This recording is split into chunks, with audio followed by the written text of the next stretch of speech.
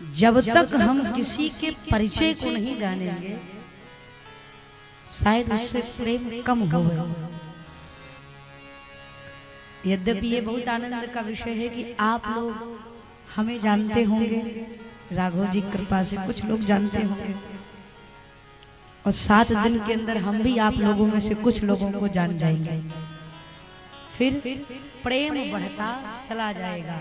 पहले परिचय फिर प्रेम। हमारे पूज्य महाराज श्री कहते हैं, बेटा पहले जानो फिर मानो। पहले जानिए फिर मानिए। अब अगर मान लिए हैं तो फिर जानने का प्रयास मत करिए, कौन है, कहाँ का है, क्या दोष है। इसलिए पहले जानिए फिर मानिए। अब अगर मान लिए हैं तो फिर दोष देखने की चेष्टा मत करिए। तो आज हम सभी मानस का परिचय श्रवणपान करेंगे। श्री रामचरितमानस क्या है, इसकी महिमा क्या है। देखिए, वैदिक हिंदू सनातन धर्म में 3 ग्रंथ प्रमुख हैं, श्रीमद् भगवत गीता, श्रीमद् भागवत महापुराण और श्री रामचरितमानस। परंतु तीनों में अंतर है।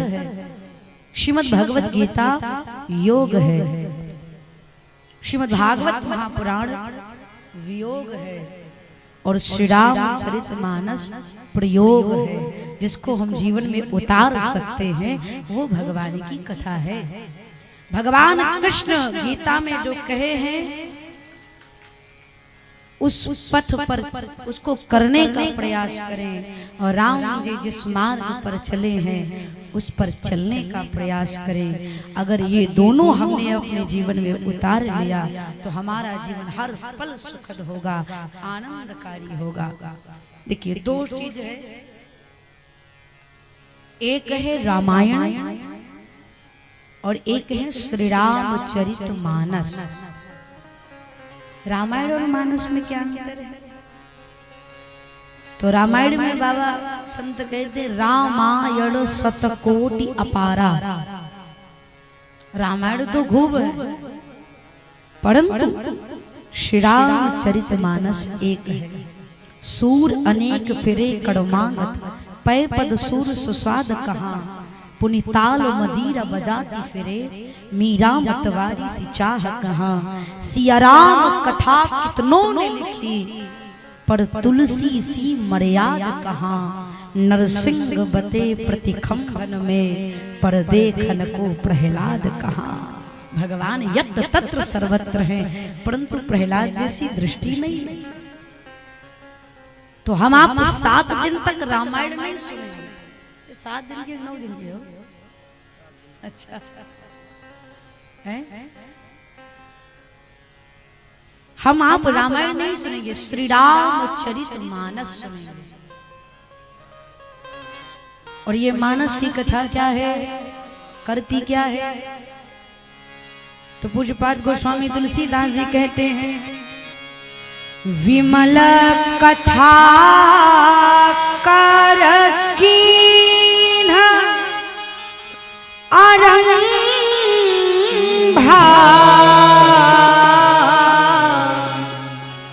भगवान की कथा क्या है? विमल। विमल का मतलब समझते हैं? विमल का मतलब बिना मल के, मल का अर्थ विकार, बिना दोष के। 2 चीज है, एक है व्यथा, दूसरी है कथा। तो व्यथा और कथा में क्या अंतर है? जिसको सुनकर के मन भर जाए वो व्यथा है, और जिसको सुनने के बाद और सुनने की उत्कंठा बढ़ जाए वो भगवान की कथा है। जीव की व्यथा, जगदीश की कथा। जैसे अखबार होता ना, न्यूज़पेपर,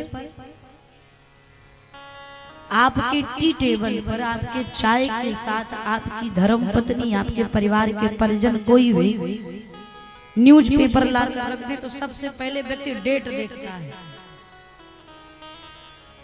अगर 18 वाला 19 को मिल गया तो डांटेगा परिवार, पगला गए हो गया। 18 तारीख का दिए हो, आज 19 तारीख है, आज का पेपर कहाँ है? इसको कल पढ़ चुके हैं, आज नहीं पढ़ेंगे। एक बार जो अखबार पढ़ लेते हैं उसको दूसरे दिन फिर से रिपीट नहीं करते, नहीं पढ़ते। लेकिन श्री रामचरितमानस की चौपाई न जाने कितने वर्षों से सुनते आ रहे हैं, मन भरा क्या? भागवत जी न जाने कितने वर्षों से सुनते आ रहे हैं, उनके श्लोकों से मन भरा क्या? नहीं, जिसको सुनकर मन भर जाए, पढ़ करके मन भर जाए वो व्यथा, और जिसको सुनने की और उत्कंठा बढ़ जाए वो मेरे रघुनाथ जी की कथा। कथा का उल्टा करोगे तो थाक बनेगा, कथा का जब उल्टा पढ़ोगे तो थाक बनेगा। अर्थात जिसको सुनने के बाद और जिसको सुनाने के बाद मन की जीवन की थकान समाप्त हो जाए वही भगवान की कथा है।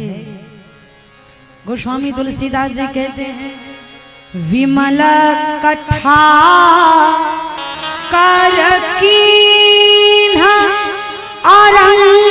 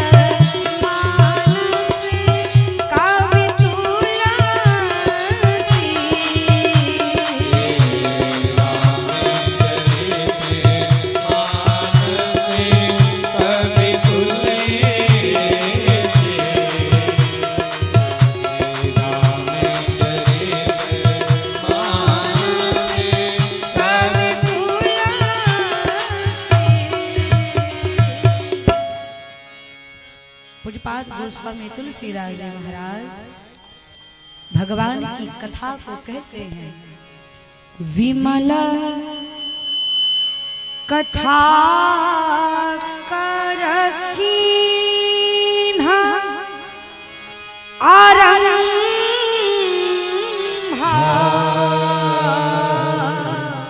जो बिना दोष के है, जो बिना मल के है, इसका शुभारंभ करते हैं। इसको सुनने के बाद मिलेगा क्या? तो बाबा कहते हैं, सुनत न साही काम मद दम्भा। इसको सुनने के बाद नशा ही मतलब समाप्त होना। जैसे सुबह सुबह खूब कोहरा पड़ रहा है आजकल, आपके यहाँ का तो मौसम और ठंडा है, सुबह सुबह कोहरा पड़ा रहता है ना, तो जैसे जैसे सूर्य की किरण बिखरती है वैसे वैसे कोहरा की घटा छटना प्रारंभ हो जाती है। जिस प्रकार से सूर्य की किरण पड़ने के बाद कोहरा की घटा धीरे धीरे समाप्त हो जाती है, उसी प्रकार से भगवान की कथा का किरण जब हमारे आपके अंतरात्मा में प्रवेश करेगी तो काम, मद, लोभ, मात्सर ये सारे विकार धीरे धीरे समाप्त होने लगेंगे। और यहाँ पर बाबा ने लिखा, जिस ग्रंथ को सुनने बैठे हैं इसका नाम क्या है? तो कहते हैं रामा चरित मानस।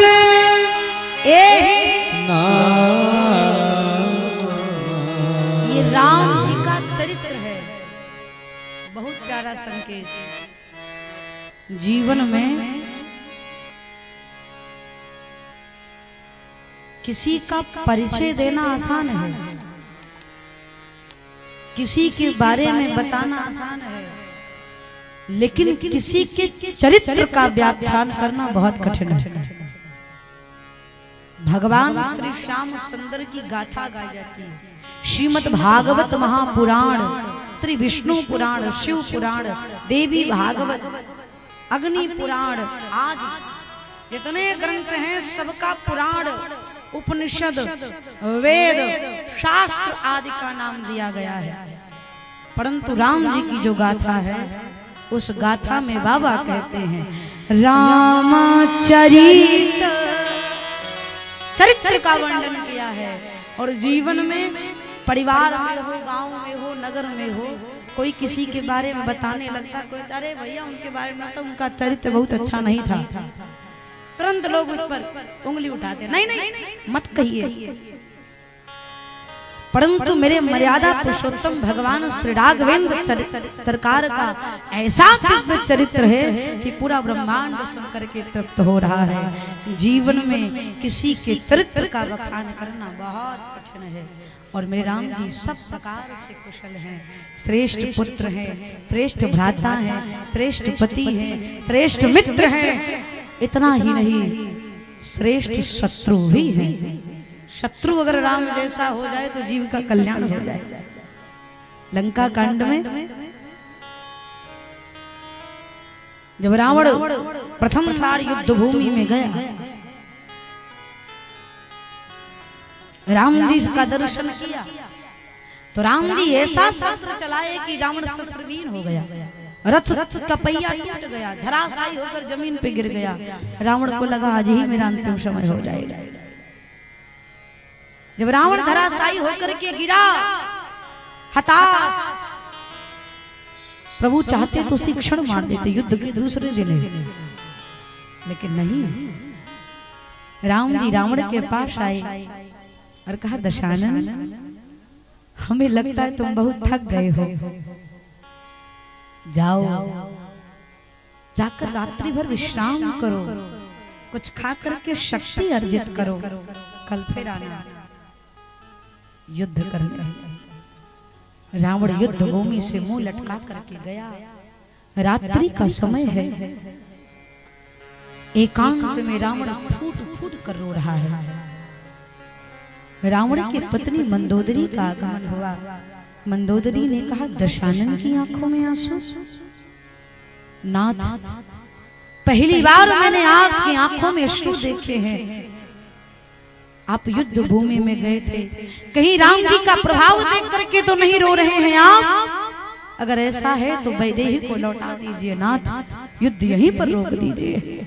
अगर राम का प्रभाव आपको रुला रहा है तो। रावण की मंदोदरी की बात सुन करके दशानन बोला, मंदोदरी लंकापति रावण को राम का प्रभाव नहीं बल्कि राम का स्वभाव रुला रहा। क्या दिव्य स्वभाव है मेरे राम जी का। चाहते तो मुझे आज ही मार देते, लेकिन उन्होंने मुझे मौका दिया, जाओ रात्रि भर विश्राम करो। मंदोदरी अगर राम जैसा शत्रु मर जाए तो पूरी पीढ़ी तर जाए। आहा, इसलिए बाबा कहते हैं रामचरित मानस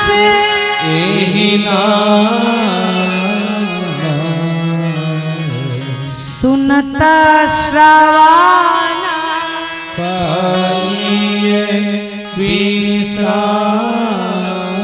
इसको सुनने के बाद विश्राम मिलेगा। कौन सा विश्राम? वो दोपहर में भोजन के बाद विश्राम नहीं कि खाने के बाद चारपाई पर विश्राम, वो विश्राम नहीं। फिर कौन सा विश्राम मिलेगा?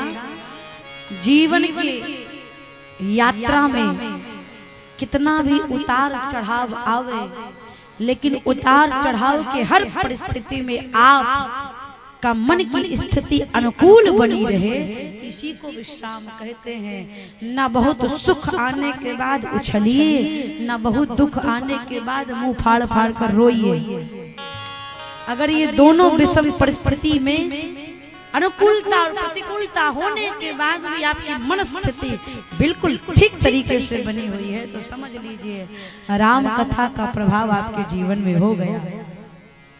चारपाई पर सोने के बाद शरीर को आराम मिलता है और राम कथा में आने के बाद मन को विश्राम मिलता है।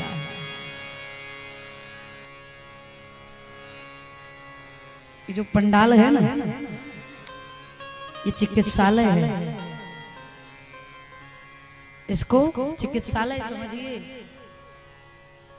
जैसे डॉक्टर के जाने के बाद पता चलता है कि क्या क्या बीमारी है।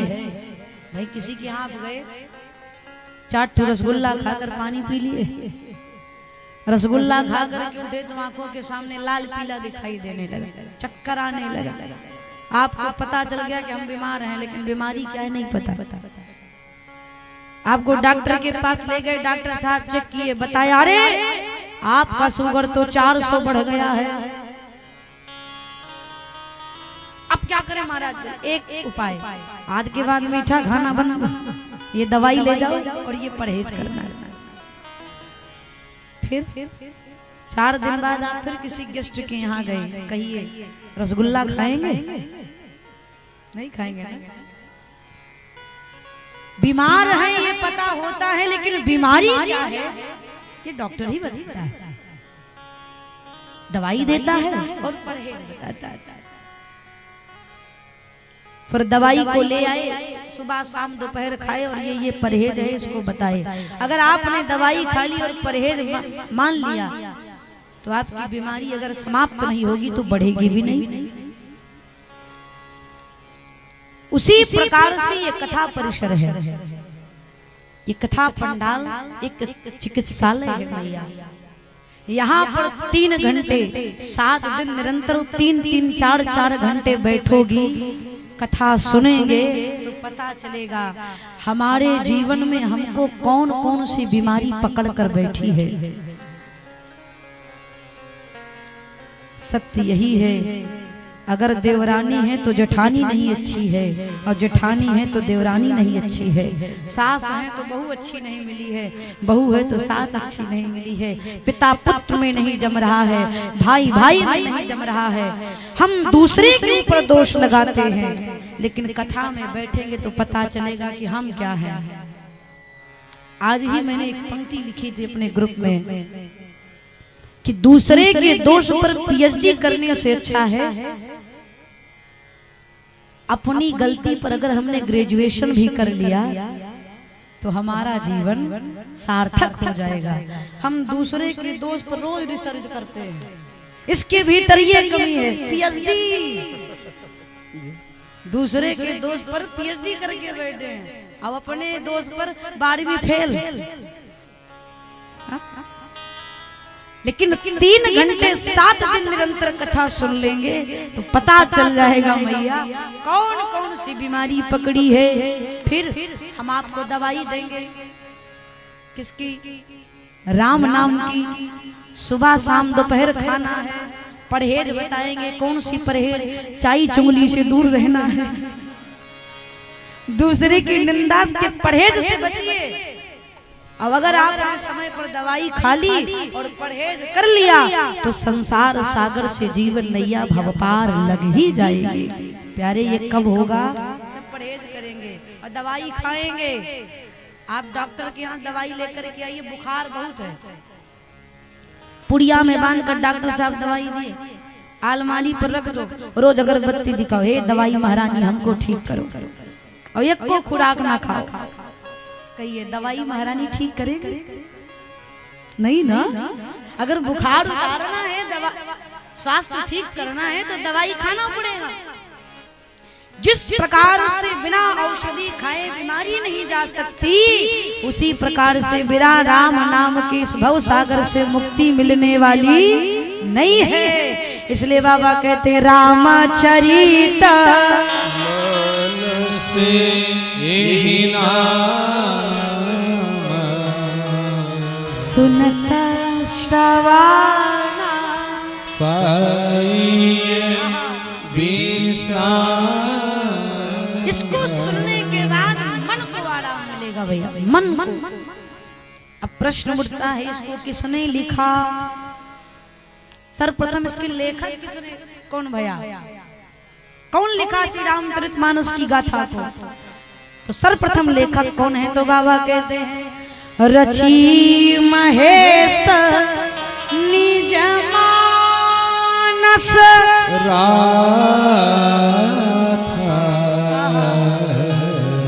रची महेश। सबसे पहले भगवान शंकर ने इसकी रचना करी। कौन से बुक डिपो में रखा?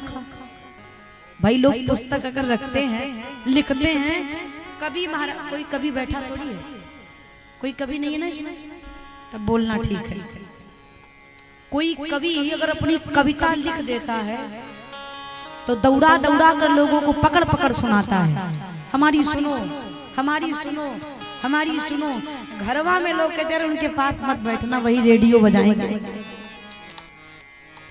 कोई दो चार लाइन लिख देता है तो अपनी कविता सुनाने के लिए आतुर रहता है, लेकिन भगवान शंकर क्या कर रहे हैं?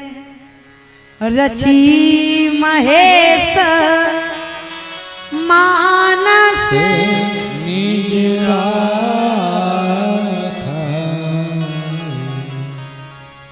भगवान शंकर ने इसकी रचना करी और अपने मन रूपी पात्र में रख दिया। फिर मैया इसको सुनाया कब? तो लिखा है पाई सुसामाय शिवासन भाखा।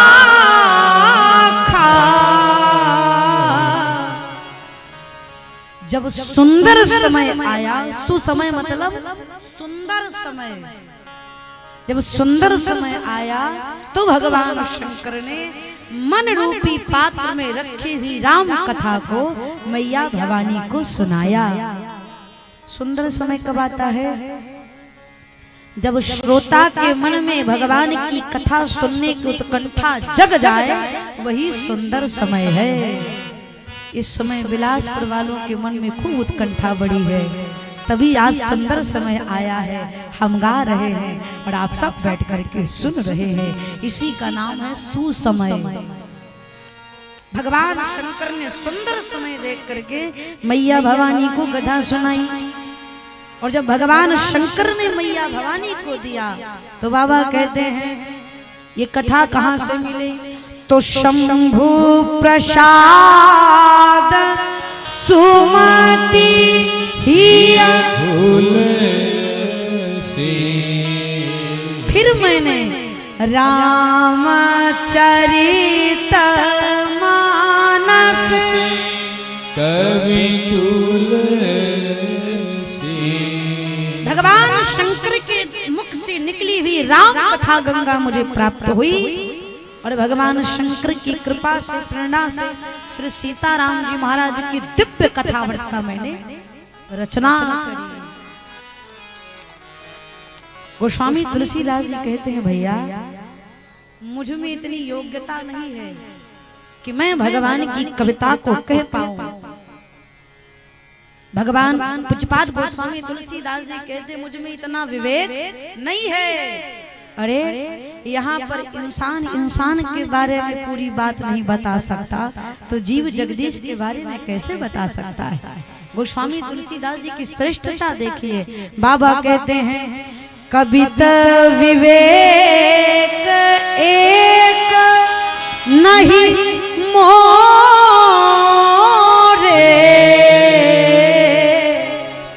कविता लिखने का जो विवेक होता है एक राई मात्र भी मुझ में गुण नहीं है। गोस्वामी तुलसीदास जी अपने बारे में कहते हैं कविता विवेक एक नहीं एक भी गुण मेरे भीतर नहीं है। सत्य कहाऊं लिखी कागज को सत्य कहता हूँ कोरे कागज पर लिख दूंगा कि भगवान की महिमा गाने का विवेक मेरे भीतर नहीं है। ये जो कुछ भी मैंने लिखा है जो भगवान शंकर ने अपने मन में रचा था उसी को मैंने शब्दों में परिपूर्ण कर दिया। इतना ही मैंने किया है। ये महिमा कोई गोस्वामी तुलसीदास जी से सीखे। करहि करा वही भंजन सोई। भगवान की कथा क्या है? सरोवर है। रामचरितमानस एक सरोवर है।